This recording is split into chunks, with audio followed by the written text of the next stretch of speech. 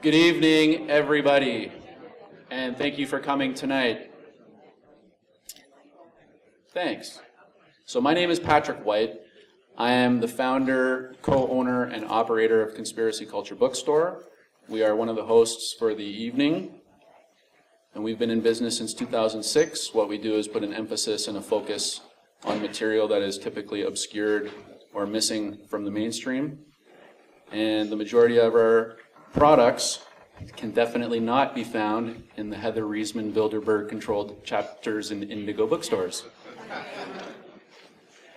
And it's great to have everybody out tonight because the sense of community is definitely important, and anytime we have an opportunity to get together like this and show solidarity and have an opportunity to express and share these ideas and exchange information, it's really good. And I commend you for coming out. You're such a distinguished audience. Also, we've got an email list that you can sign up for in the lobby. We've got some interesting events coming out between now and the end of the year. Just today, I booked the flight for Alex Jones's first Canadian appearance, which will be taking place on August 22nd.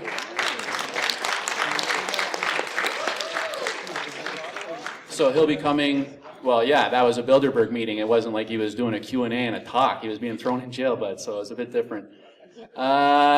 So yeah, and then we've got some interesting things. I'm a bit nervous, so I'm kind of rambling. That's pretty much it. Check us out, conspiracyculture.com. I'd also like to introduce our co-host for the evening, Suzanne Marr from Bye Bye Blue Sky, who's been a real help putting this all together. She'll come up and say a few words, and then we'll get right into the program. Don't forget, in the lobby, Elana's books are for sale. They're only $20 flat on special tonight. A great opportunity for everybody to get some additional information, and it really helps everything sort of chug along. Thanks for your attention. Suzanne Marr, everybody, from Bye Bye Blue Sky.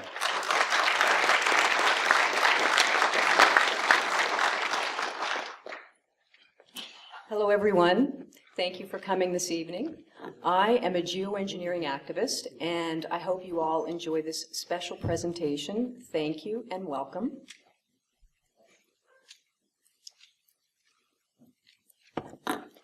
Geoengineering is the manipulation of Earth's climatic systems via aerosol spraying and electromagnetic pulsing.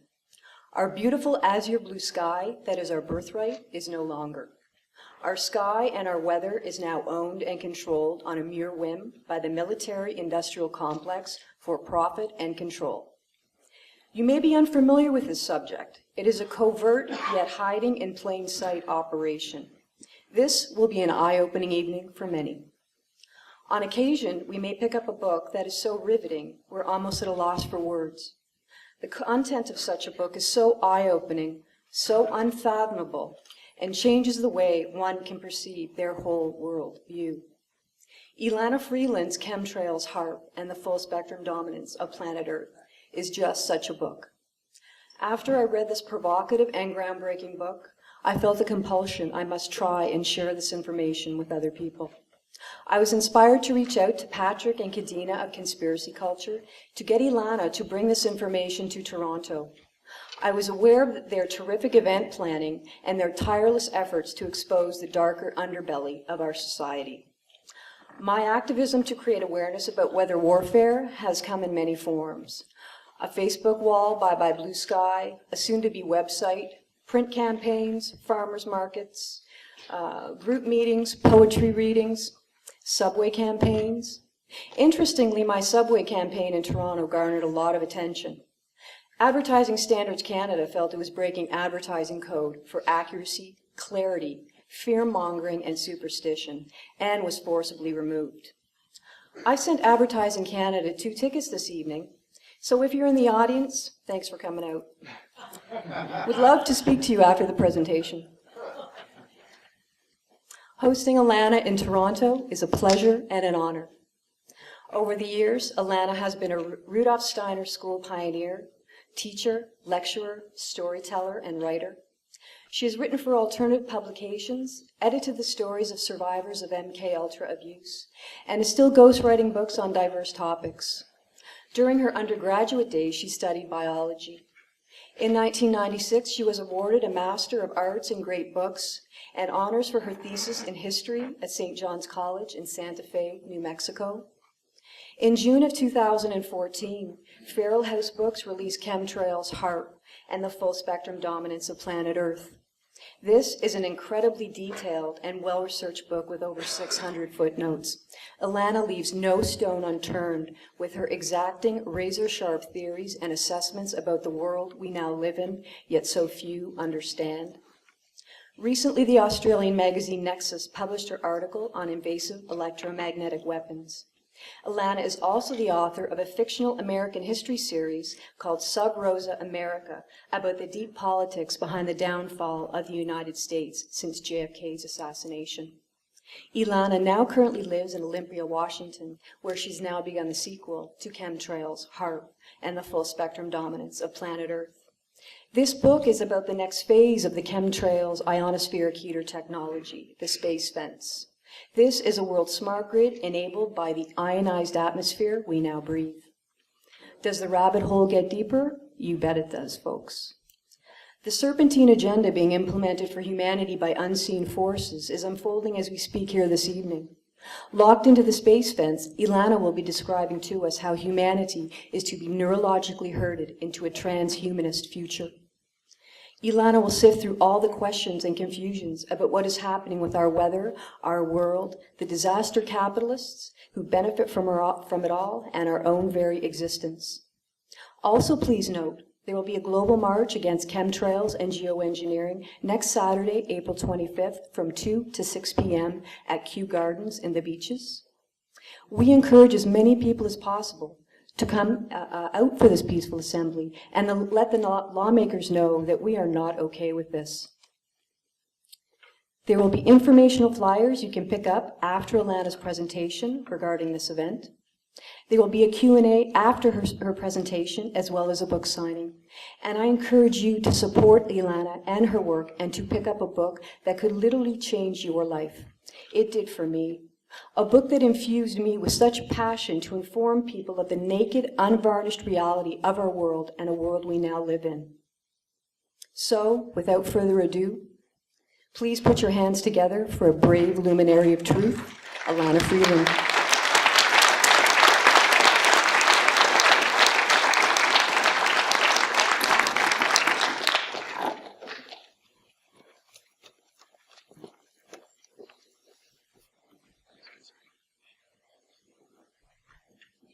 Okay.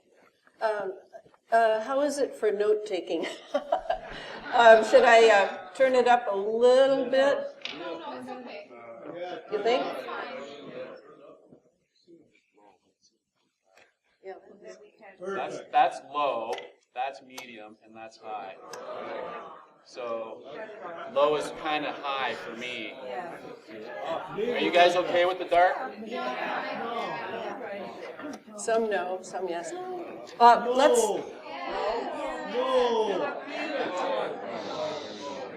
Let's start out, and then we can always change it. Right. I want to thank everyone who's here. You are the courageous cutting edge, going against the consensus reality being sold in the corporate media. It is not an easy task, I understand. And yet, the truth is worth more than gold. And I want to share with you how far I have come in finding that truth tonight.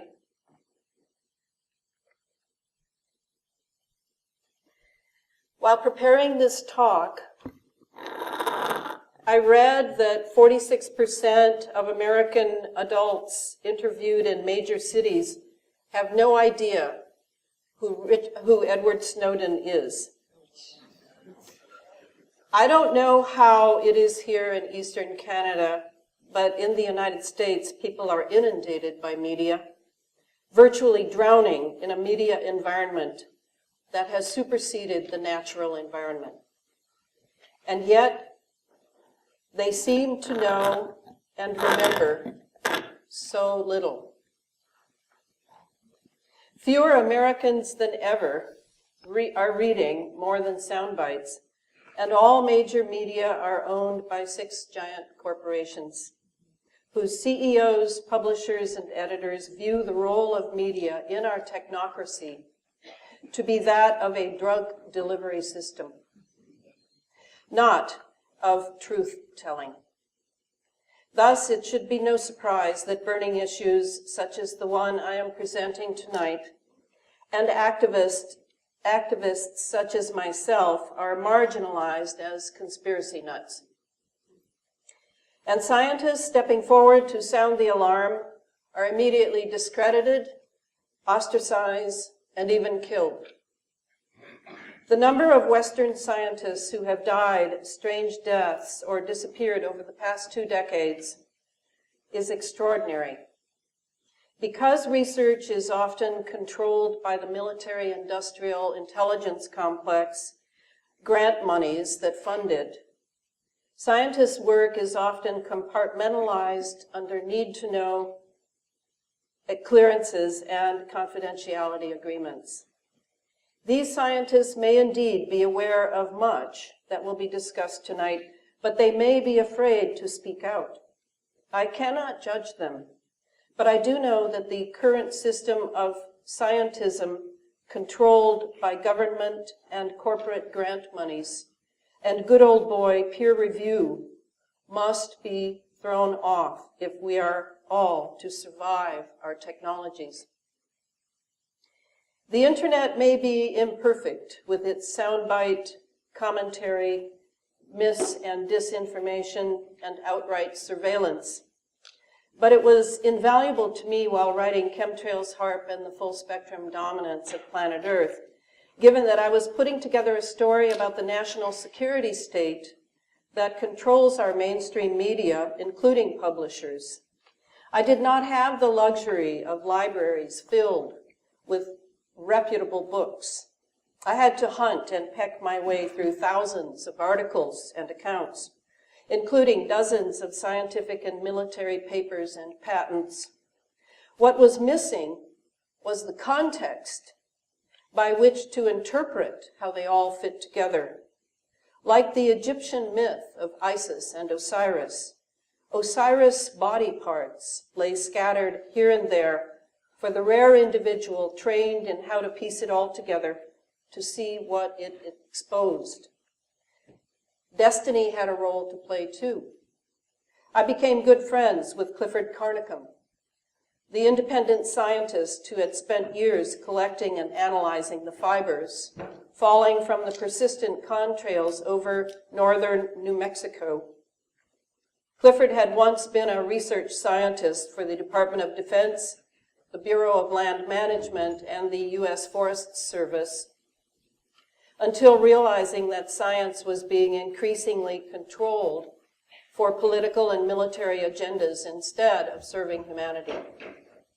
As I listened to him lay out his discovery of the cross-domain bacteria, otherwise known as Morgellons, in the fibers dropping from the sky after particularly heavy spraying operations, my undergraduate biology background was resurrected. As he examined my saliva and blood, I peered through his microscope at genetically engineered critters, sucking the iron out of my red blood cells and distorting their round shape. The aerosols were not just distributing chemicals.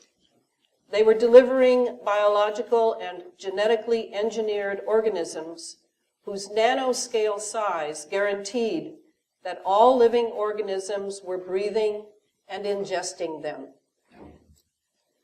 Tonight, I will take you through what became the Chemtrails HAARP technology meat and potatoes book, on sale outside, plus the discovery process I am now engaged in for the next book on what the military calls the space fence. Now and then, I will reference some of the extraordinary researchers I have encountered since your own Richard Syrett interviewed me on Coast to Coast radio a year ago. I apologize in advance for my amateur attempt at a PowerPoint presentation. I'm a writer. All right, so we begin. Let's begin with the present media debate over geoengineering, climate change, and global warming. Is it really as simple as this 2-minute YouTube portrays it? I'm going to try to make it a little bigger. Come on. No? See what I mean?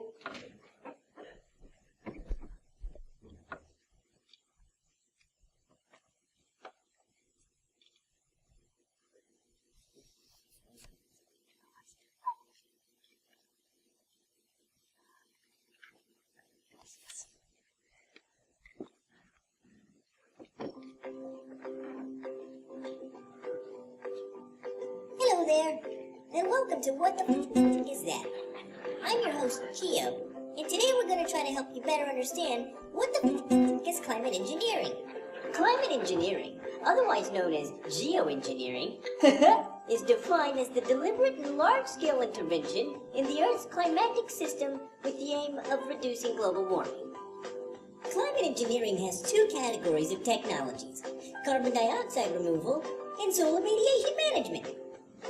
Now that we have a little better understanding of what climate engineering is, let's go into the different technologies being used and some real-world examples of their side effects.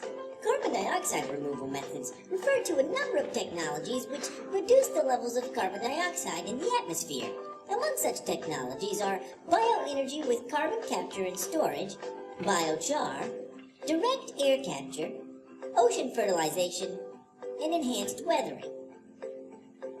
Bioenergy with carbon capture and storage is basically to bury it underground and hope for the best.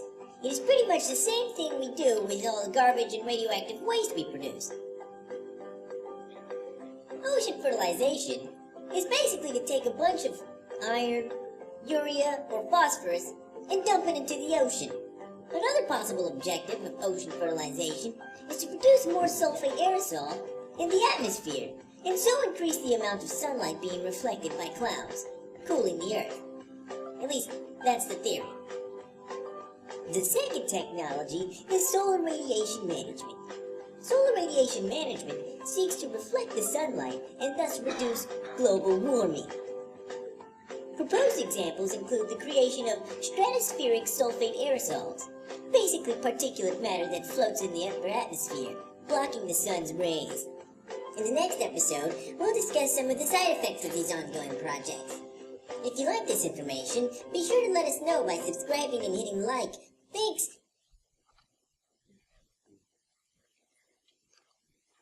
The truth is that geoengineering is about geopolitics and looks more like this: the new global warfare, as portrayed by the Institute of Electrical and Electronics Engineers. Warfare is no longer something taking place far away with big armies on the move.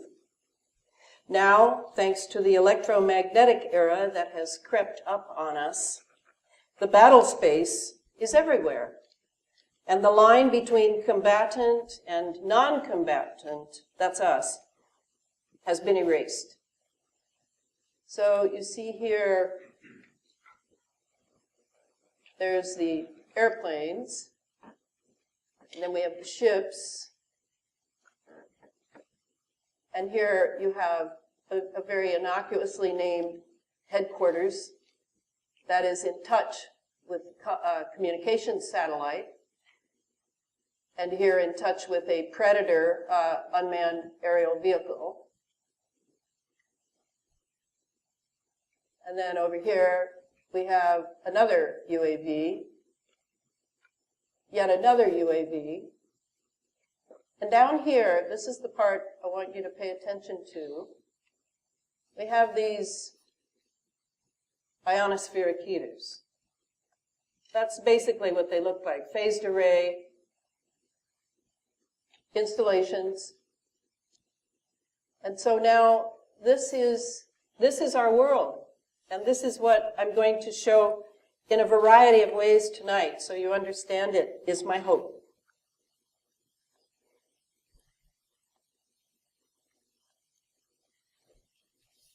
With the expansion of military battle space and the redefinition of warfare as asymmetric, with non-lethal electromagnetic weapons, it should come as no surprise that the military outlook on non-combatant populations should change as well. In this oft-quoted public law, we find the gaping loophole through which broad experimentation with chemical and biological agents on civilian populations has been driven. The place to pay attention to here, this is it. Any purpose that is directly related to protection against toxic chemicals or biological weapons and agents, these are the exceptions. Any peaceful purpose that is related to a medical, therapeutic, pharmaceutical, agricultural, industrial, or research activity. These are the exceptions to what is prohibited.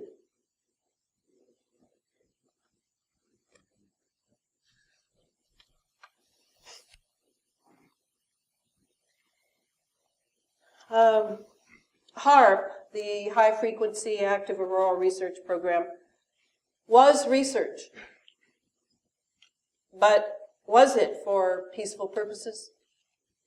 And chemtrails were part of it, despite the suffering of citizens, the breathing in of conductive metals and polymers, the soaring increase of respiratory ailments and asthma, the alkalinizing of the soil, the acidifying of the oceans, the endless obscuring of the sun.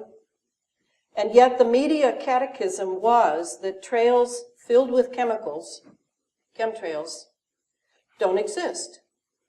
We are looking at normal water condensation, contrails that just happen to last for hours, while transforming into what has now been consecrated with its own Latin name, Cirrus contralis. The military has lusted after weather control since long before the European wars. Indeed, weather has defeated many a battle strategy. Even the atomic bomb on July 16, 1945 at White Sands Missile Range had to be postponed several hours due to weather. From Project Storm Fury, also known as Project Cirrus, to Operation Popeye in Vietnam, the U.S. military has diligently pursued cloud seeding and chemical cauldrons in which to mix rain, wind, and drought for warfare purposes. Chapter 1 of Chemtrails, HAARP, and the Full Spectrum Dominance of Planet Earth surveys the extensive experiments that finally led up to the present covert chemtrails radio frequency programs that all NATO nations are suffering under.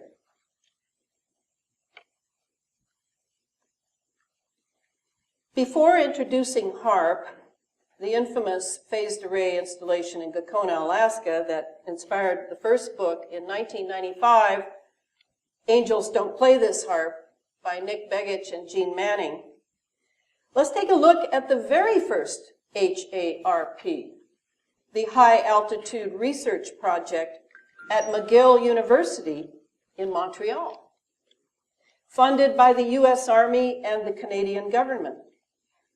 This first HAARP was headed by Toronto's brilliant arms inventor, Gerald Bull, who entered Toronto University at 16 and at 22 was the youngest PhD in Canada.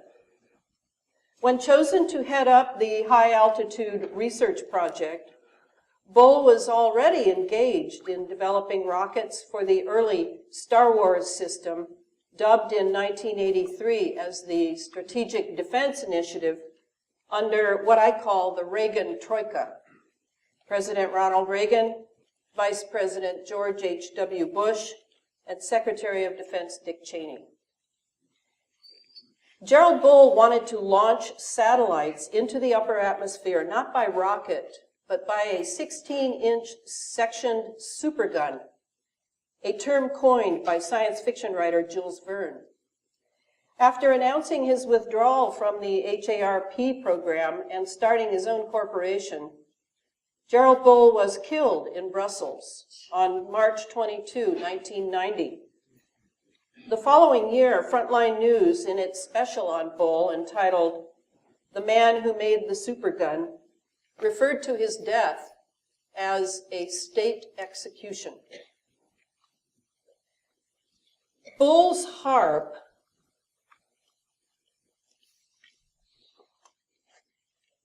supergun led eventually to this railgun, now aboard the joint high-speed vessel USS Millinocket at Naval Base San Diego. This weapon slings small metal projectiles at more than 3,000 miles per hour by means of sequential electromagnets. The railgun is purportedly destined for a base on the moon, where atmosphere and gravity will help it achieve velocities near the speed of electrons with near zero loss of recoil.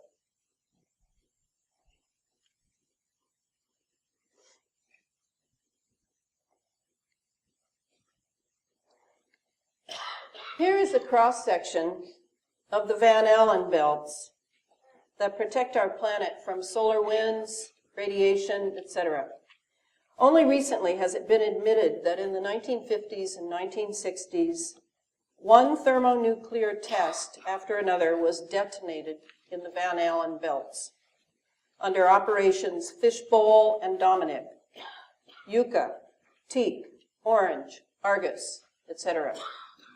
These tests trapped high-energy electrons and formed new radiation belts. But they also disabled satellites in low Earth orbit. For more dubious tests during the Cold War, see Chapter 1 in the book.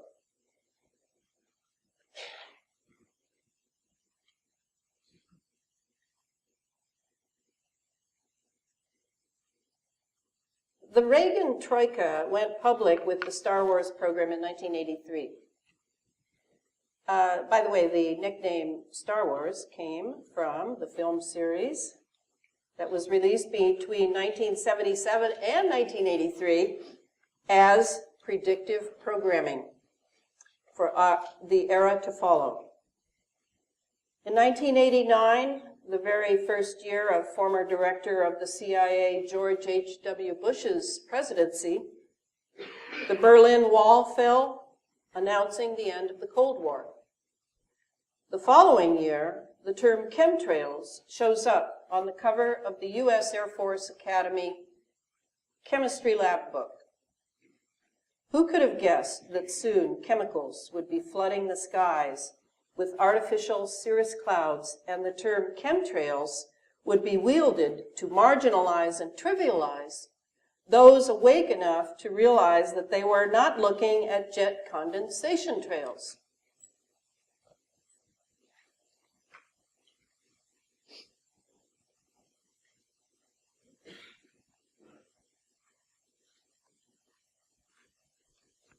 The term chemtrails also shows up in the executive summary of the HAARP program. The executive summary can be found in the cutting-edge document Air Force 2025, which also includes the better-known weather as a force multiplier, owning the weather in 2025. Within a chemtrails context, the executive summary clearly states HAARP's reliance on extremely low frequency, or ELF, waves, as does Dr. Bernard J. Eastland's 1987 HAARP patent, which I deconstruct in Chapter 2 of the book. Reliance on ELF waves leads directly to a reliance on conductive nanoparticulates in the lower atmosphere, or as the military likes to call it, chaff.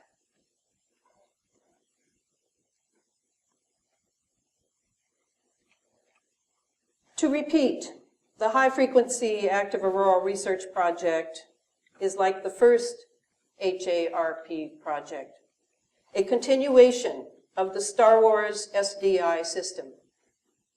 From the late 90s to the summer of 2012, the unparalleled ionospheric heater up in the Arctic Circle was experimenting with the ionosphere, the magnetosphere, and our own troposphere. HAARP is a phased array with 180 antenna units organized in 15 columns by 12 rows, yielding a maximum gain of 31 decibels. Originally, it was jointly managed by the U.S. Air Force, the U.S. Navy, and Defense Advanced Research Projects Agency, or DARPA, in conjunction with the Geophysical Institute at the University of Alaska. Its patents have changed hands several times, but were originally owned by the infamous Raytheon Corporation, the fourth largest U.S. military contractor after Boeing, Lockheed Martin, and Northrop Grumman.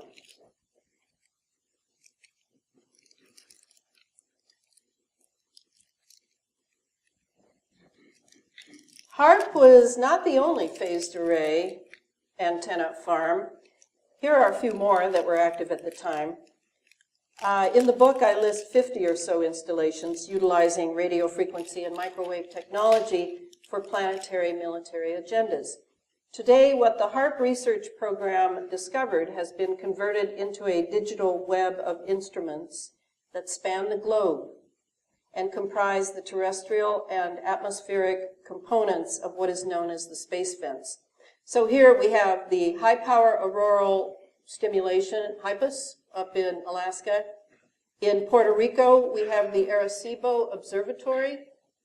The observatory in this, oh, look at that. That made it larger, good. Now I have a new technique. And then finally, the Jicamarca Radio Observatory down in South America.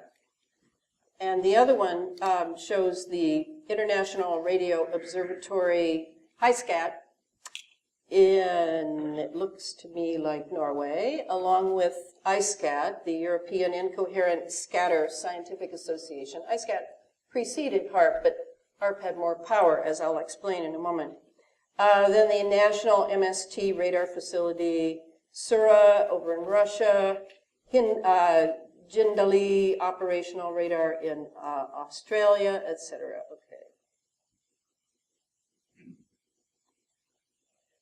Let's just review. Maybe we haven't done this since science in high school, some of us. Let's look at this for a moment. Most of the things I want to point out are, I want to show you where the troposphere is. That's us. Little teeny weeny little troposphere there. Now fully ionized. This goes from 0 to 20 kilometers.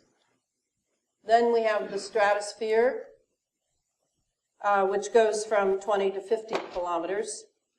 The mesosphere from 50 to 80 kilometers. The thermosphere from 80 to 690 kilometers. And then everything above that is called the exosphere. But the ionosphere itself, which is not shown in this lovely chart from the book, goes from the top of the mesosphere to the top of the thermosphere, to give you an idea of the ionosphere. And the magnetosphere, which is the outer layer of the ionosphere, goes all the way up to 60,000 kilometers. In 2012, oh, and then the other thing I wanted to show is, this is not entirely accurate. Here's our visible and IR, okay, infrared.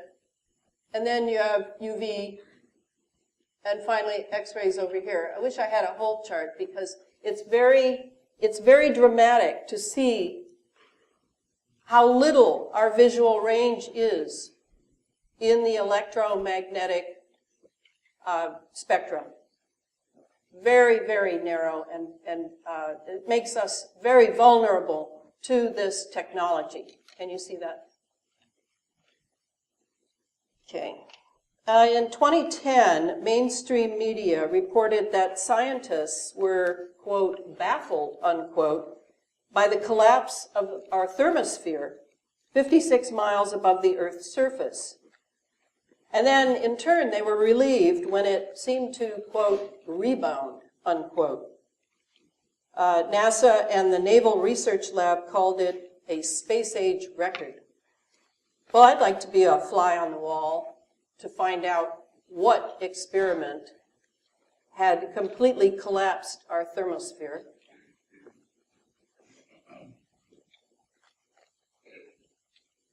Here I have,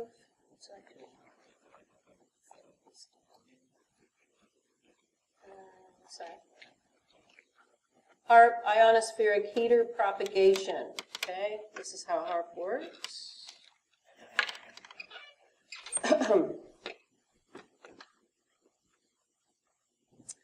HAARP was unique in that its transmitter power appeared to be only 3.6 megawatts, that's millions, and yet it actually had an effective radiated power, an ERP, that could be multiplied to billions of watts. That's gigawatts. Wikipedia, which I don't trust, but anyway, here we go. Wikipedia said, quote, a total of 3.6 megawatts of transmitter power will feed it, but the power is focused in the upward direction by the geometry of the large phased array antennas, which allow the antennas to work together in controlling the direction. And that was another plus of not only could it produce billions of watts, but HAARP also had the ability to steer those billions of watts.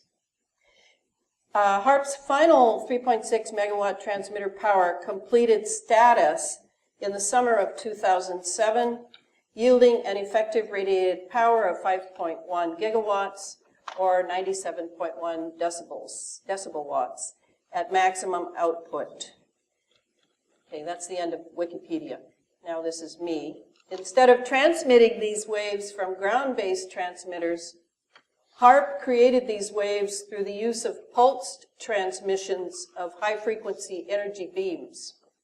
To put it another way, HAARP duplicated the ELF signals by turning their signal on and off at rates within the ELF range, which is from 30 to 3,000 cycles per second.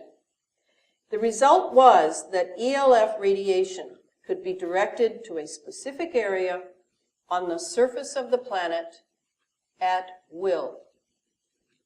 This makes it a weapon. Dr. Robert O. Becker, in his 1980 book, Cross Currents, The Perils of Electropollution, The Promise of Electromedicine, says the following: cyclotron resonance enables very low-strength electromagnetic fields acting in concert with the Earth's geomagnetic field. Let me give you a picture of that.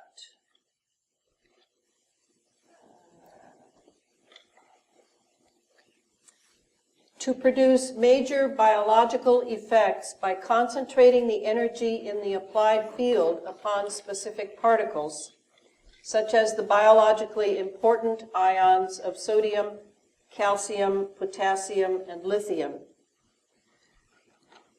By virtue of cyclotron resonance, and that's what you're seeing here, this is a picture of what we have millions and billions of. We have these magnetic lines of force. They're all coming down. They're very close together. And what HAARP is able to do is it zaps the ionosphere, and all those freed electrons begin to spiral like a fireman's fire pole down these magnetic lines of force. And this is what we're breathing. This is what I mean by an ionized atmosphere. This is not being done on the scale of HAARP at this time, but it is being done by other ionospheric heaters. All right? What does it do to us? Well, as Dr. Becker said, one thing, it enables very low electromagnetic fields acting in concert with the Earth's magnetic field that the bees follow, that the birds follow, the magnetic field, to produce major biological effects by concentrating the energy in the applied field upon specified particles, such as the biologically important ions of sodium, calcium, potassium, and lithium. In other words, what it does to us is with the proper frequency, all our organs have a certain frequency. As our brain, as the parts of our brain has different frequencies. All of our emotions have frequencies. With the proper frequency, and these electrons, freed electrons, ions, coming down and impregnating the air in an electrical way, these impact our physical body. And as they tweak the frequencies in this technology, which they have been doing, then different parts of us, different populations, different geographic areas, different species of animals will go through certain changes. Up to now, it has all been experimental, is what I say. That's not what everyone says. Some think it's population eugenics. I don't. I think we're much more valuable as guinea pigs and petri dish experimentation. What changes will it bring about? Well, it'll affect your potassium levels. All the ions that you have in small quantities that can send you into mental illness, can send you into cancer. This is a very fine, natural system that is now being externally manipulated and experimented with. Okay.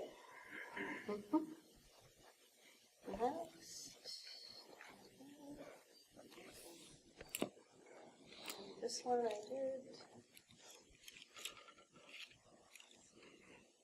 Thanks for letting me just go slow here, so I have to concentrate. So this is regarding global warming, particularly of the Arctic Circle, high-frequency heating of the ionosphere. And all I need to do here is read to you what this says. I'm going to see it all. This is one of the many papers that you can find in open source on the internet. Again, the challenge is, what is the context? And now I'm giving you the context. This is about what was found from HAARP. So let's see what it says in this first paragraph. Extremely low frequency, very low frequency radio waves are difficult to generate with conventional antennas. Ionospheric high-frequency heating facilities generate ELF-VLF waves via modulated heating of the lower atmosphere. That's us. High-frequency heating of the ionosphere changes the lower ionospheric conductivity, which, in the presence of natural currents, such as the auroral electrojet, creates an antenna in the sky when heating is modulated at ELF-VLF frequencies. We present a summary of nearly 100 days of ELF-VLF wave generation experiments at the 3.6 megawatts high-frequency active auroral research program facility near Gakona at a variety of ELF-VLF frequencies, seasons, and times of day. We present comprehensive statistics of generated ELF-VLF magnetic fields observed at a nearby site in the 500 to 3500 hertz band, etc. So all the time that people have been arguing what HAARP is doing up there, it's all in papers on the net, I assure you. Everything is there, but what was lacking for us was the context. Now here's the magnetosphere. I just want you to try to, I mean, a lot of this, we're talking space age, right? We're talking the cosmos. We're talking that the upper atmosphere is being manipulated for the sake of control in the lower atmosphere. So we're going to have to learn to visualize. These concepts are not easy, but they're not impossible either. And so this picture is pretty good. What you see here is the interaction between the geomagnetic field of the Earth and the magnetosphere. Another way of looking at it is the next one. This one I really like because this is by a man named Bruce Cathy. Has anyone here read Bruce Cathy? He's an Australian. He's a New Zealander. Sorry if any Australians are here. I apologize. New Zealanders too. He's a New Zealander. He just recently died. Great man, great mathematician. Simple man. He was a pilot in New Zealand who kept getting stories from pilots about UFOs. So, being the open-minded scientific type that he was, he didn't disbelieve because he was seeing things while he was piloting north and south in New Zealand. And he ended up writing 4 books. And now he has gridded the entire Earth. And you can go to that at the http://www.worldgrid.net. And you can purchase that software. You can find anything on Earth that is intersecting with the magnetosphere and the world magnetic grid. So now let's make a connection to something we all know about, I assume. The mass animal die-offs that are happening. What is going on? Well, in Chemtrails, in the book, I write, Earth's atmosphere, upper and lower, is to be transmuted into a fully ionized plasma by means of heat, in particular electron-cyclotron resonance that I read from Dr. Becker. What effect will such experimentation with frequencies and pulses for the sake of deriving weapon power from the ionosphere have on the Schumann resonance of all of life?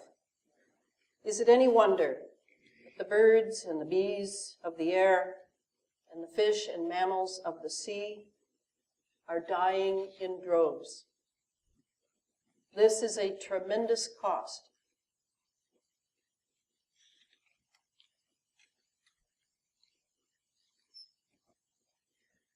All right. The creation of plasma clouds, is going on right now in our fully ionized atmosphere. Remember, not just Mother Nature can create clouds. Compare these 3 artificially created clouds. The first one is produced by a fog machine by the Dutch artist Bernard Smilde. Probably slaughtered that in Dutch. Then the second one, which I'll play now, I don't think it has to be bigger, is produced by NASA's TMC-65 weather modification cloud machine in Mississippi.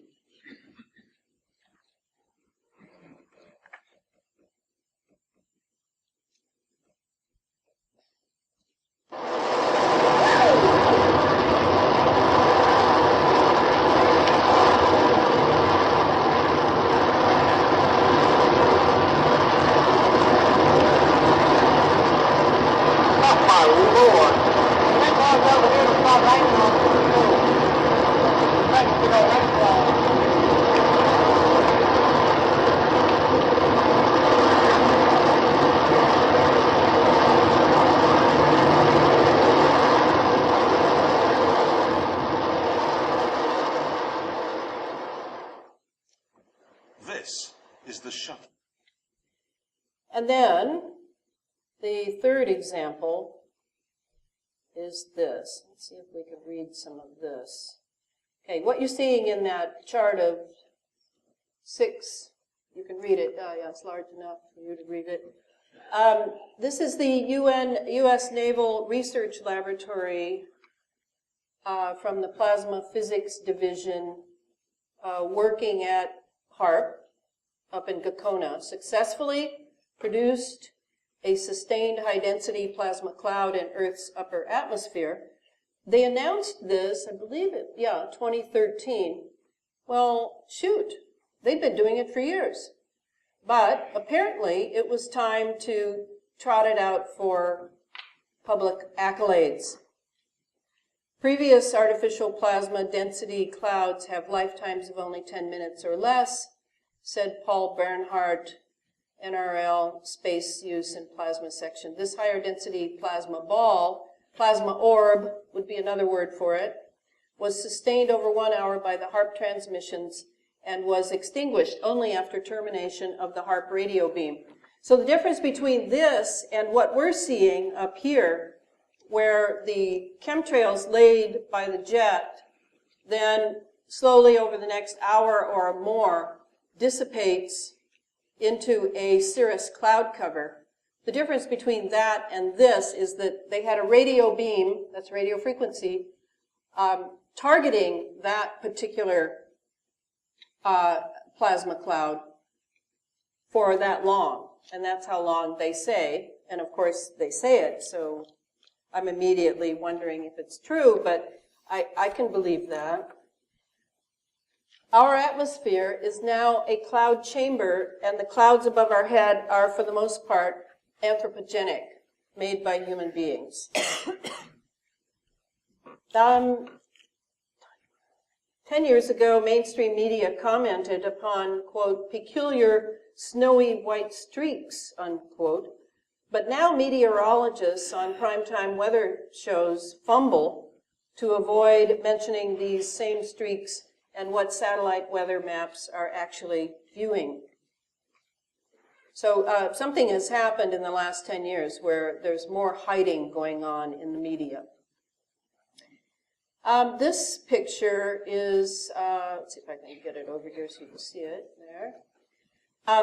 Clifford Carnicom in 2000 wrote this about this cloud. He was still examining the clouds at that point.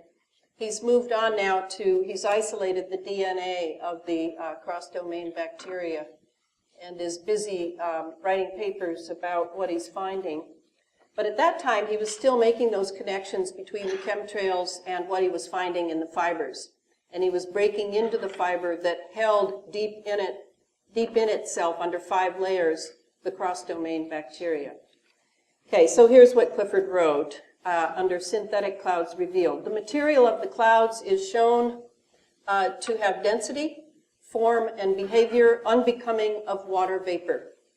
And it has all the appearances of being, at least in part, of a synthetic nature.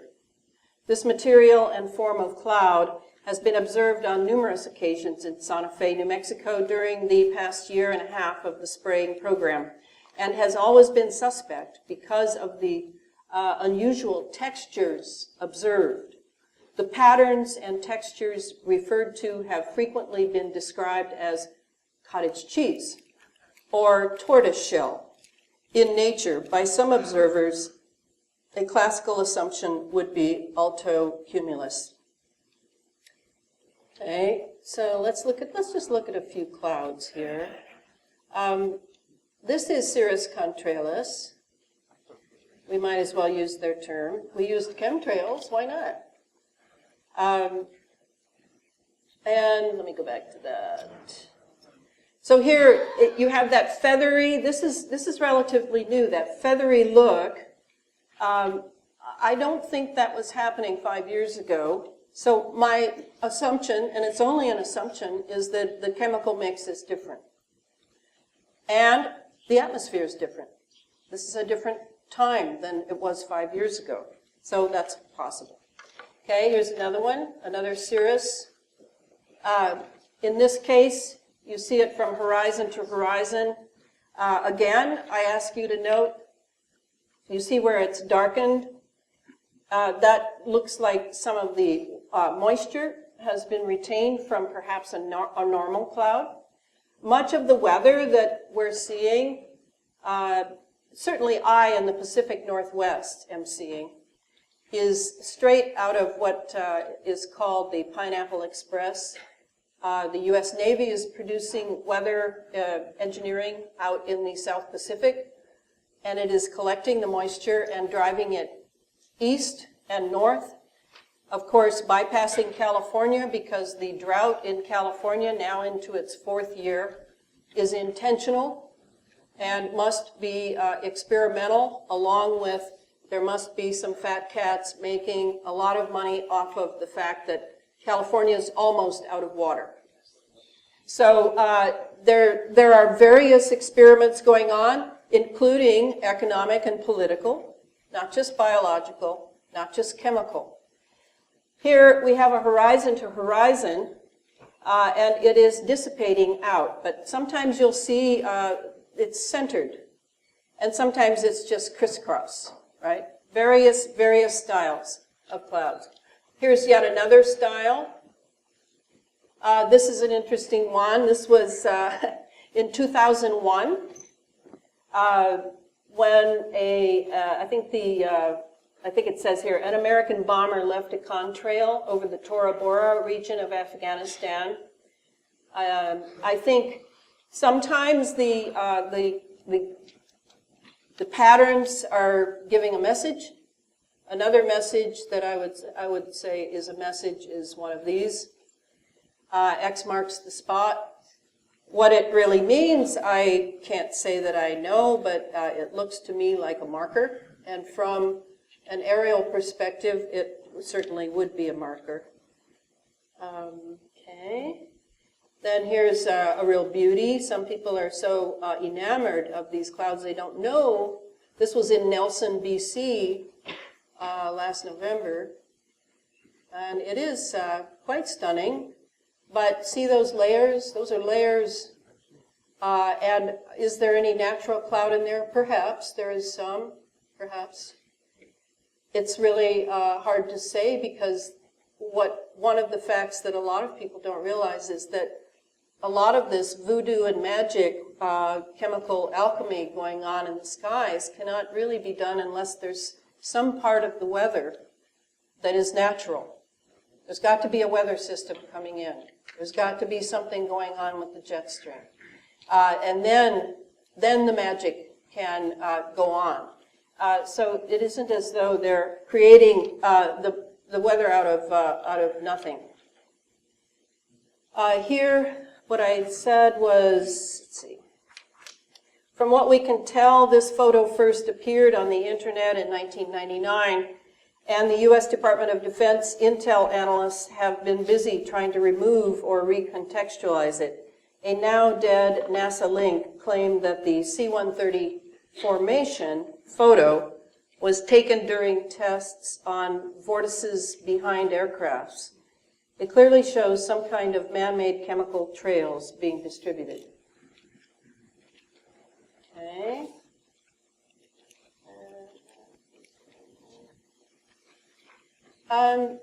Is this a patch that a spray and pray team chemtrail pilot can earn? I don't know, but I pulled it from a book of patches that the military likes.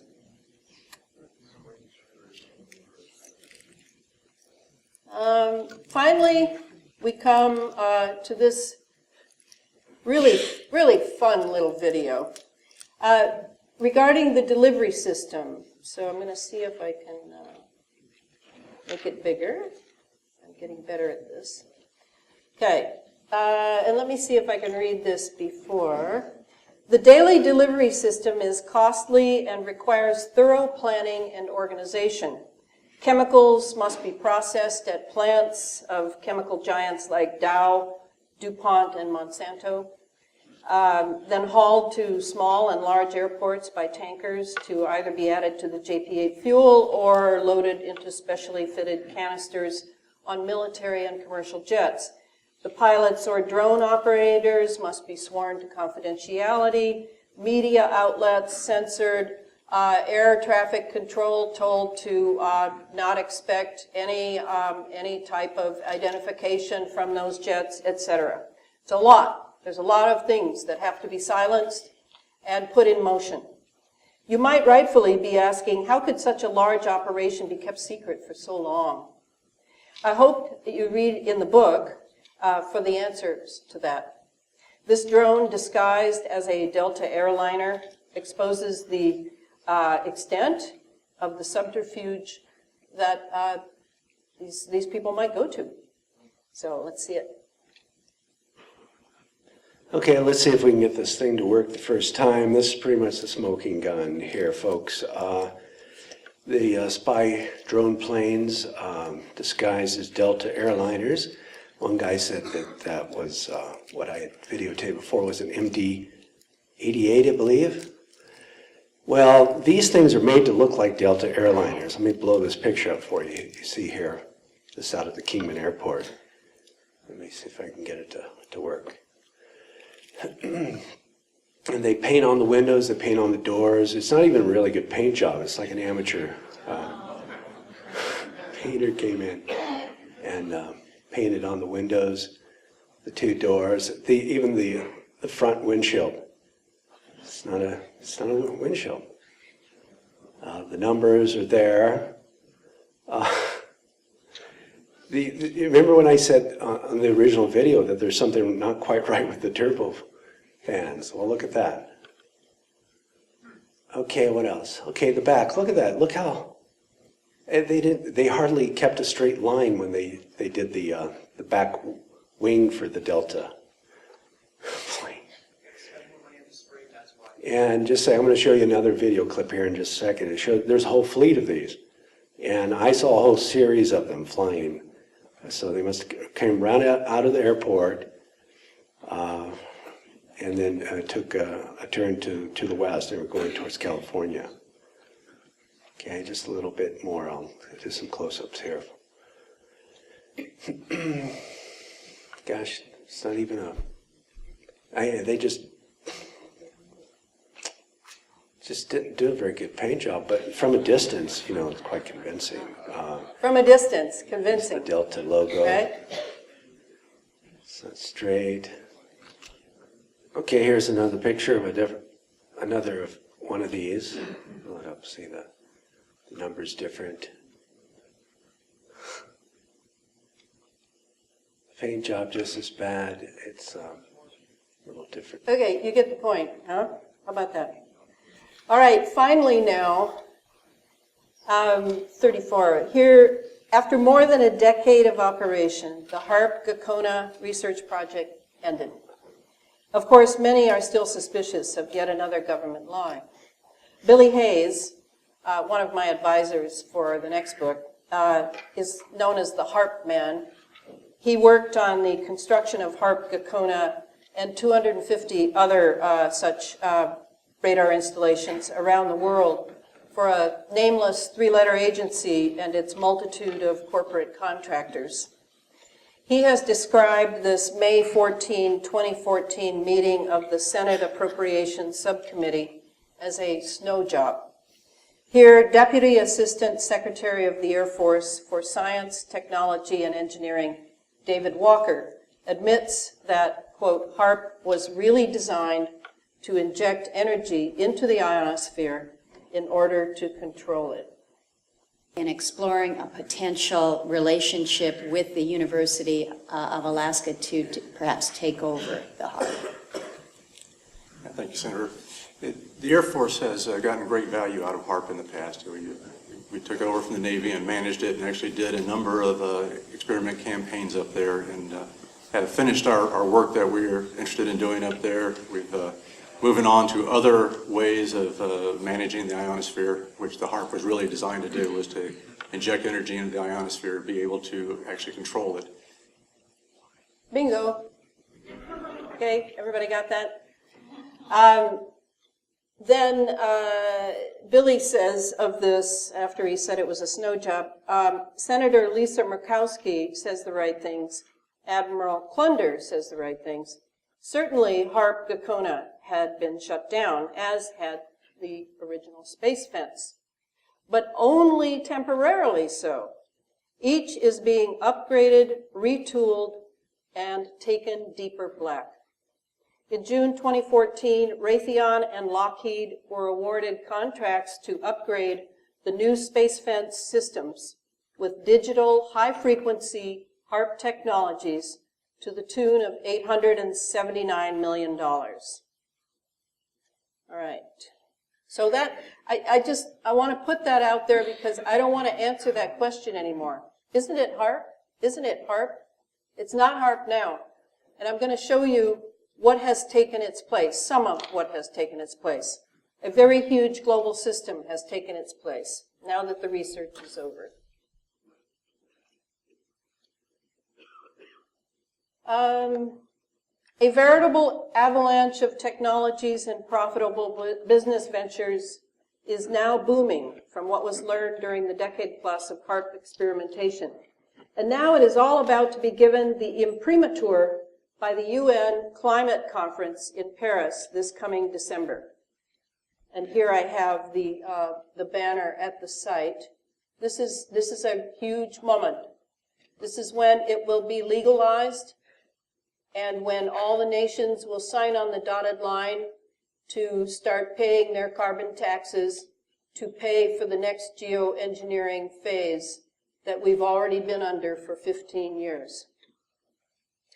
And this is from the site also. In 2015, France will be hosting and presiding the 21st century, 21st, I was like, oh yeah, Agenda 21, the 21st session of the Conference of the Parties to the United Nations Framework Convention on Climate Change, COP21, CMP 11, otherwise known as Paris 2015, from November 30 to December 11, 2015. COP21 will be a crucial conference as it needs to achieve a new international agreement on climate applicable to all countries with the aim of keeping global warming below 2 degrees centigrade. France will therefore be playing a leading international role to ensure that points of view converge and to facilitate the search for consensus by the United Nations, as well as within the European Union, which has a major role in climate negotiations. Sylvain Henry succinctly clarifies the issues at hand at his website, Mass Action Demand. Cirrus clouds are the thermostats of the climate, and countries of the world are fighting to control that thermostat. Who regulates the thermostat will be decided in Paris in 2015. Even the Pope will be there.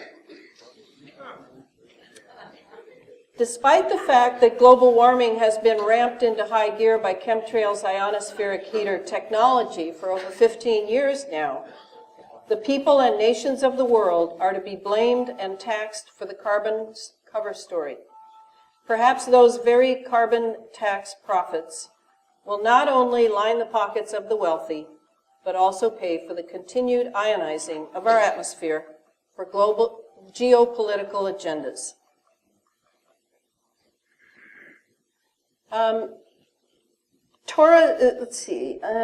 Weather modification is another great moneymaker now that chemtrails ionospheric heater technology can create droughts. Artificial atmospheric ionization is a lucrative rainmaking technology. Here is a 2005 paper from the 16th Conference on Planned and Inadvertent Weather Modification that explains how the charged nanoparticles being delivered in chemtrails can be used to modify the weather, just as galactic and coronal rays have done for eons. So now anthropogenic weather modification will be taking over the role of the galactic and coronal rays, is their idea. I'm not going to read this. I just wanted you to see how far-flung their objectives are.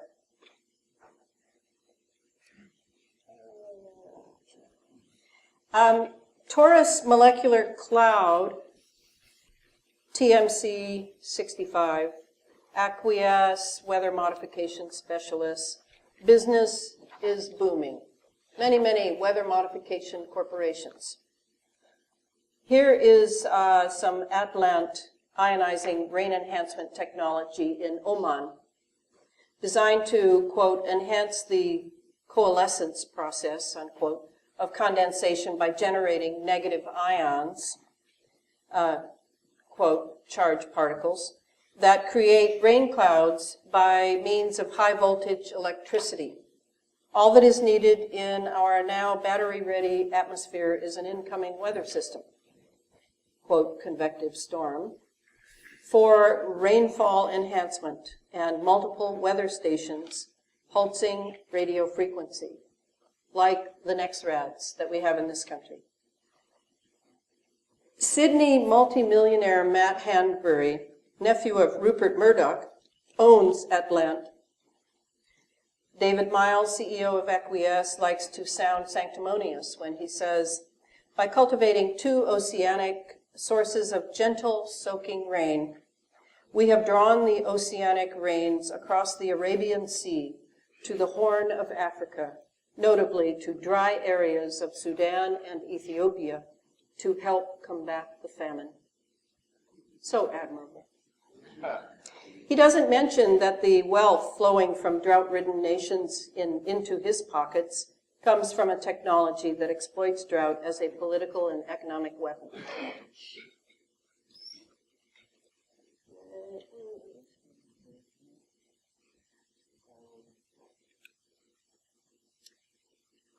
Okay. One phase of the chemtrails ionospheric heater technology is revealed in this clip sent in by Lindy Tucker of a high-resolution satellite loop over a Nebraska supercell storm on May 11, 2014. Watch for the 2 stationary gravity frequency waves held in place, and when they finally come together from 2 directions. Let's see if I can put this right. There's some amazing people that have come to my Facebook site who are doing this kind of weather reporting.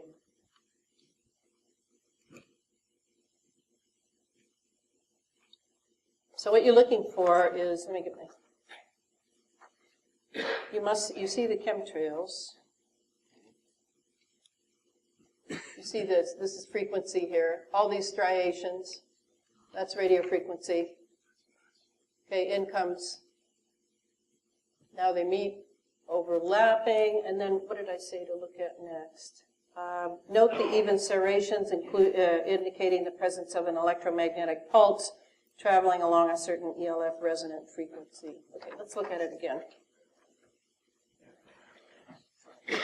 And she says, watch the 2 stationary gravity waves held in place finally come together from 2 different directions.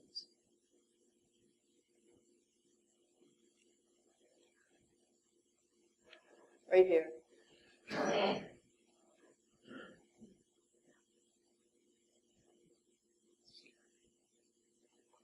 All right. Speaking of another storm, this one took place in Atlanta, Georgia on June 6, 2014. And what I say about this one is that this storm-making technology can be made to appear absolutely natural and is a challenge for accurate observation. In June 2014, a mesoscale convective system, otherwise known as a thunderstorm, composed of multiple cells of wind, hail, tornadoes with a convective available potential energy, called CAPE, of 4,000, cut a swath across northeast Kansas, northeast Oklahoma, southern Missouri, and northern Arkansas on its way to western Tennessee. Immediately after the storm departed Atlanta at sunset, this sign and wonder was left in its wake. Interestingly enough, the Washington Post referred to the storm as savage and beastly.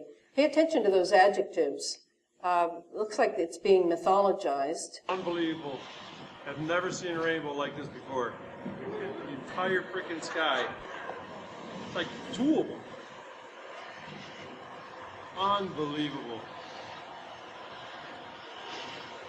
One side to the other. So maybe Whoa! that was electrical.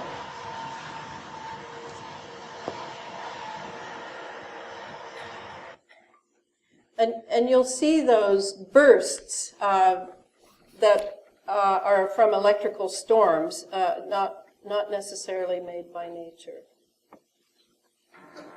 All right, then in this one, let's take a closer look at the extremely low frequency or ELF waves that play so heavily into ionospheric heater technology, especially in its tomographic or earth penetration function that can spell earthquakes, yet another aspect of the economic and political agendas behind weather modification. Okay, here's another video. I'm going to make it bigger. Dr. Agnew experienced the power of ELF waves firsthand back in the 1980s. He was hired by an energy company to locate oil and gas using the same kind of ELF waves at much lower frequencies to carry out his search. It's a process called earth tomography. But during one particular incident, Dr. Agnew believes his use of HAARP-like ELF waves accidentally triggered an earthquake. It was in the spring of 1987 we arrived in Roseburg, Oregon to use our ELF technology to search for oil and gas. Setting up that day, we had a little bit different results than we expected because the instant that we energized it, there was between a 4 and 4.5 on the Richter scale earthquake that occurred. We were so amazed about what seemed to be cause and effect. We get to an area that has a high propensity for earthquakes in an area known as the megathrust of the Pacific Northwest. We turn it on and the earthquake occurs. Dr. Agnew demonstrates how he may have triggered the quake. This is a scale model of what the area looked like in Oregon when we scanned for oil and gas in 1987. The strata right here represents the megathrust area underneath the ground. The rock represents the potential energy set up in the ground from a tectonic stress. What we're going to do is introduce ELF waves and demonstrate that it can in fact trigger an earthquake. In this case, Dr. Agnew is using a stereo speaker to produce the ELF waves needed for his demonstration. ELF waves, extremely low frequency waves, are just like a subwoofer. In your car, you can actually feel the vibrations through your body. ELF waves are the same way. They vibrate the earth, and at right resonant frequencies, they can have devastating effects. When the speaker is activated, ELF waves begin to emit. Tiny vibrations in the sand are detected. Then a few seconds later, the rock representing a fault line shifts. As you can see, in a very few seconds, the resonant frequency built up in our model released the potential energy in the rock. That concussion, on a real scale, would have been felt for 100 miles. These conditions are already set up in the ground. All it takes is the activation energy to make the release happen. This is a small scale, and we're only using 30 watts in this scale. When HAARP's broadcast array in Gakona, Alaska sends pulses of ELF waves into the ionosphere, the waves get reflected back down and pass through the earth and ocean. If 3.6 million watts of ELF waves were purposely or accidentally aimed at an already unstable fault line, it could, according to Dr. Agnew, cause a tremendous earthquake. Looking at just simple instabilities, what does it take to create an avalanche? A guy walking across an unstable ice field. What does it take to trigger an earthquake? The right signal coming in when the pressures are already built up and they're at their threshold, that feather, and in our case that hammer, releases that energy.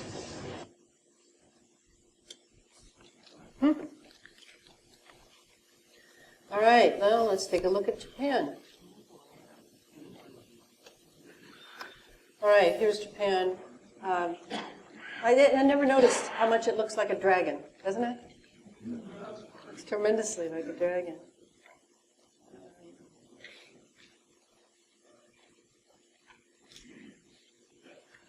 Okay, move this down, find my words. Okay.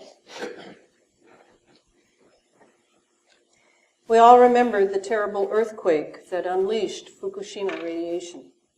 Even now, that radioactive plume is making its way over North America. On May 18, 2011, the magazine Live Science proclaimed, quote, Japan earthquake was in the air days before scientists' claims, end of quote.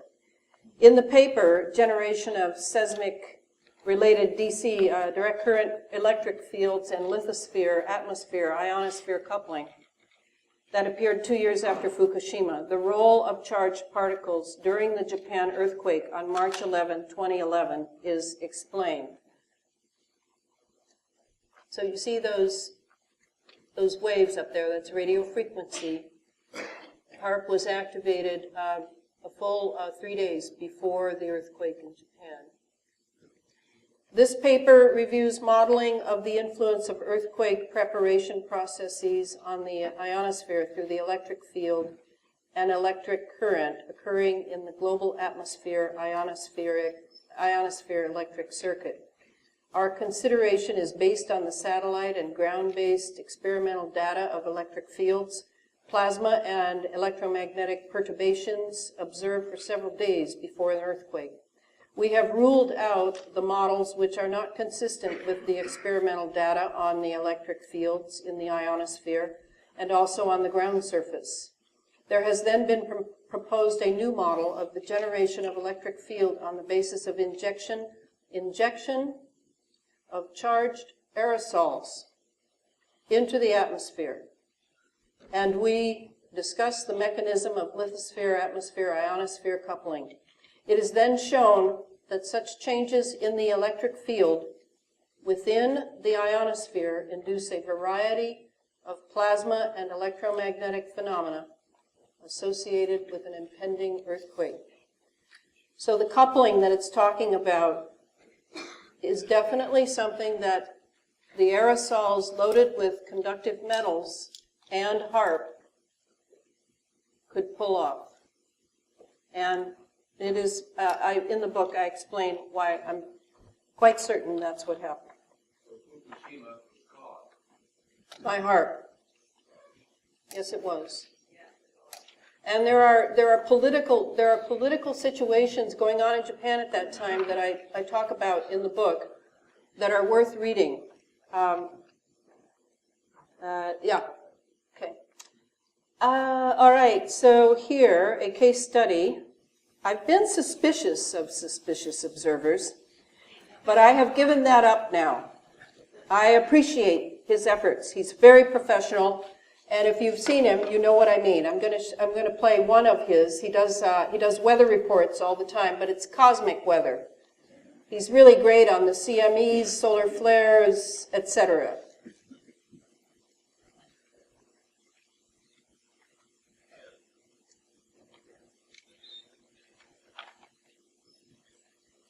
Good morning, folks. Oops, sorry.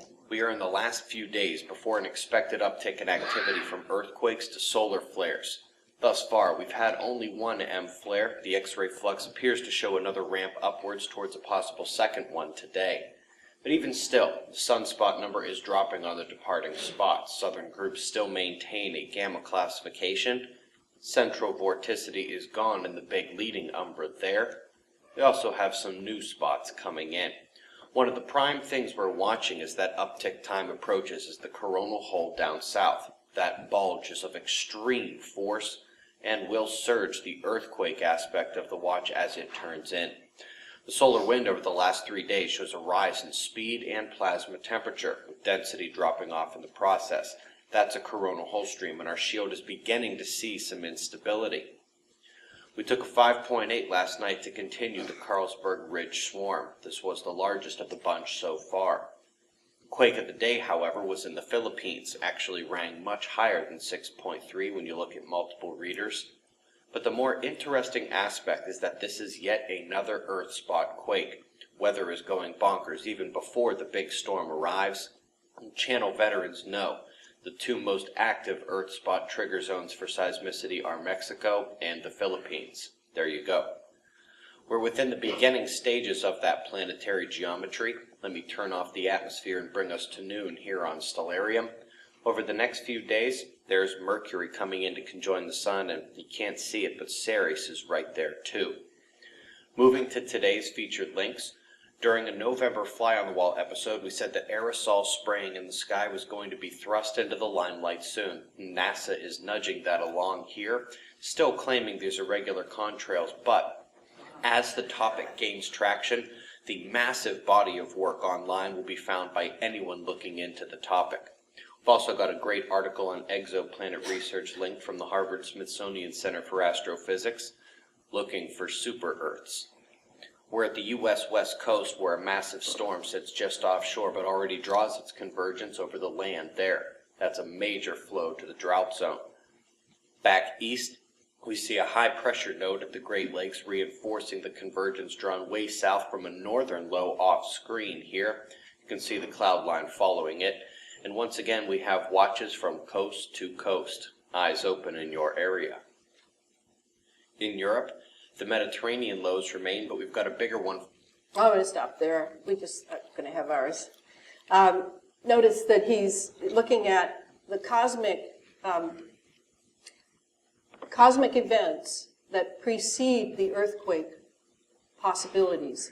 Again, it's that weather needs to be present for the technology to develop and turn in a different direction.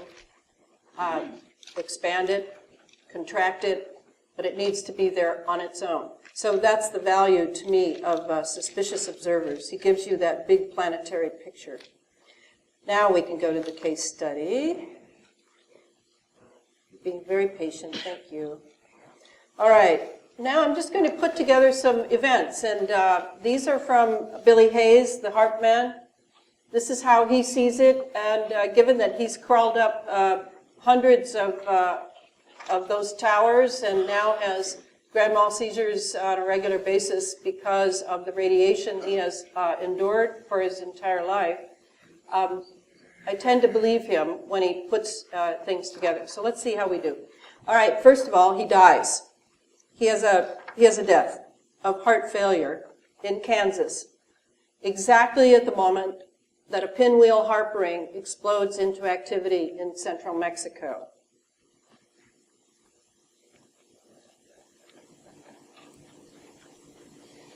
October 28, 2012, HAARP ring, southern New Mexico. Look at that. It's like a Mandela. I've never seen anything like that. Oh, what do you think? Let me know.